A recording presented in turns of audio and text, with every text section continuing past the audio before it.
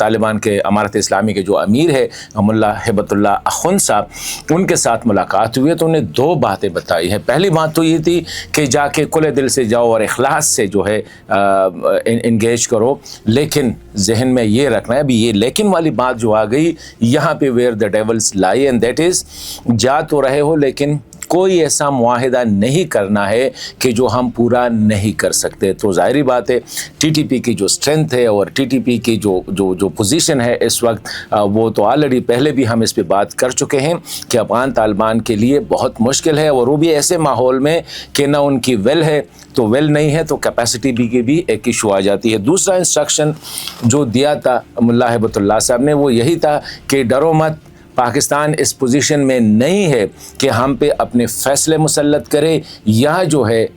ہمیں کوئی ڈکٹیشن دے، وہ اس پوزیشن میں نہیں ہے۔ مطلب یہ ہے کہ ان ادر ورڈز ٹیم کو یہی بتایا گیا ہے کہ آپ جاؤ، بات چیت کرو، کھلے دل سے جاؤ، لیکن کوئی معاہدہ نہیں کرنا ہے، اور یہ ڈرنا نہیں ہے پاکستان جو حملے شملے کرے گا، اس سے ڈرنا نہیں ہے، اس سے ہمیں کچھ نہیں ہوگا، کیونکہ the reason is افغان امارت اسلامی کے لیے